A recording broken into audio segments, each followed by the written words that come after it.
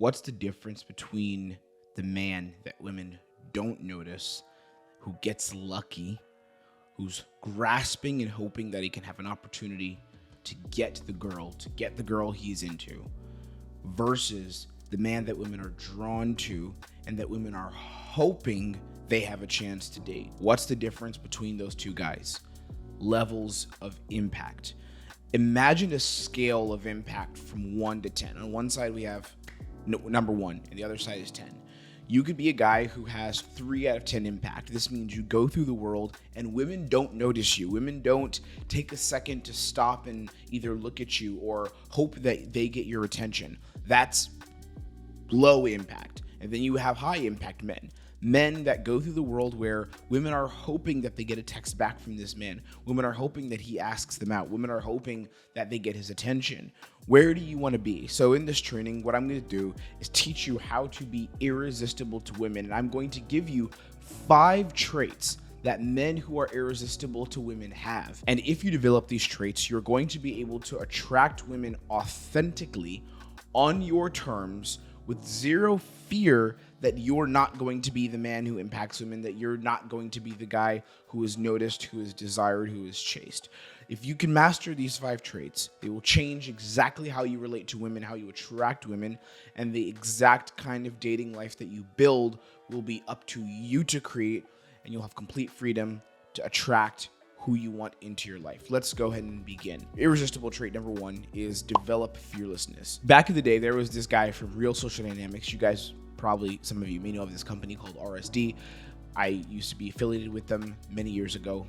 Maybe not many years ago, but a while ago. And there was this instructor they had named Ozzy. RSD, Ozzy was his name. And he had something called fear technology. And Ozzy's belief was that your fear is the biggest thing that prevents you from attracting high quality women. That you being afraid to express yourself, you being afraid to lead, you being afraid to tap into your masculine dominance, your masculine presence, that fear is what is preventing you from attracting women. Now, I don't believe that fear is the only thing at all, but what I found is fearlessness is one of the most attractive qualities you could have as a man, and it's literally like crack to women. So our ancestors, the men that were fearless, back in our evolutionary ancestors, those times, those men that were fearless were able to acquire resources when other men couldn't because of this gene, this trait of being fearless, of being very resistant to fear or resistant to caring about taking risk and about making decisions that would be for the good of the tribe where your own safety might be compromised. Then what happens is over time, this became a highly desired evolutionary adaptation. So women started to choose this adaptation more frequently than the men that were full of fear, right? So the men that were fearless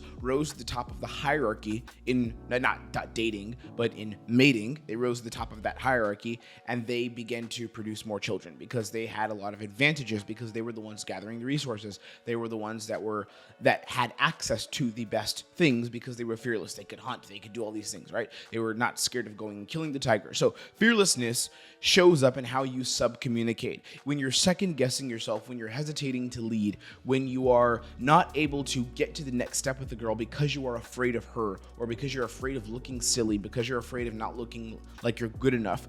All those traits, all those behaviors that are grounded in fear are what's going to prevent you from attracting women. So being fearless is irresistible trait number 1. Irresistible trait number 2, become the problem solver. And this is so key. There was a girl that I met in a club a couple weeks ago. I decided to go out at a night with a few friends, and there was this really attractive blonde girl that I had met, and she was with her mother in the club, and there was this guy hitting on her mom, and the girl was a bit on the fence about me at the beginning.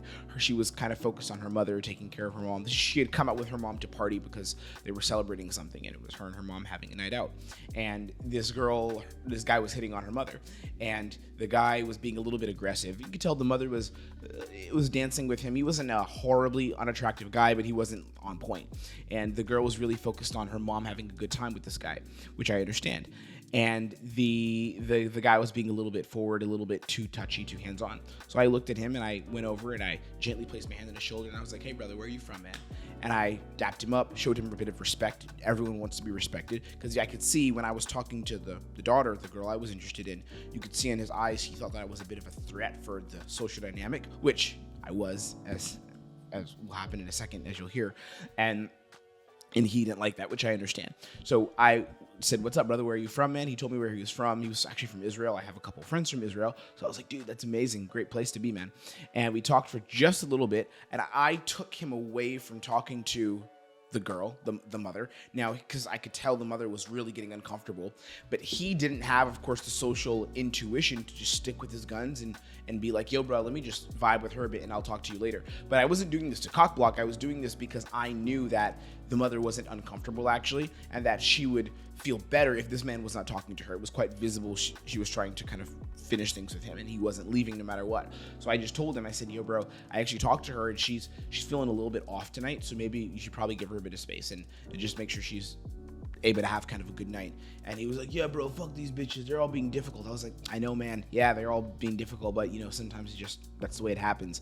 And then I was like, I think I told him, I was like, "Yeah, I'm talking actually her daughter who's pretty fucking awesome. I think you should have met her, but I met her first. But yeah, she's a pretty cool girl, but her mother's a little bit off right now." And he was like, "Yeah, I'll just go find someone else."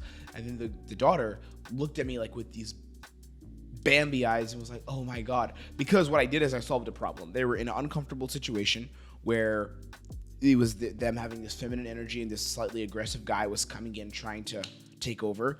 So I handled it. She didn't ask me to do anything, but I decided to handle it because I know I could. And she was extremely attracted to that. Become the problem solver. You have to take charge. You want to display to women, "I've got this thing under control. I have this situation under control. As long as I'm here, things won't go wrong."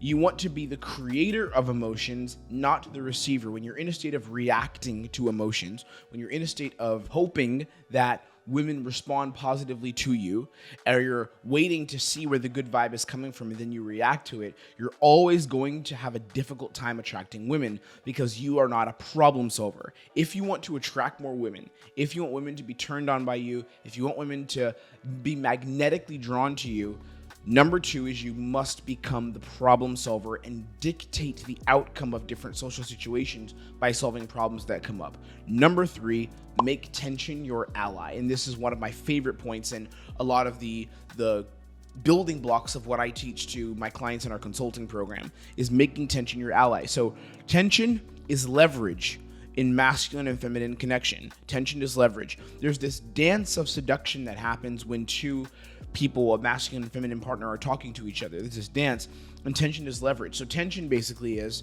the feeling of something has to give here, right? You look at a girl and you're going to kiss her and you guys have that moment where you look at each other in the eyes. I do this because this is me putting my hand behind the girl's head.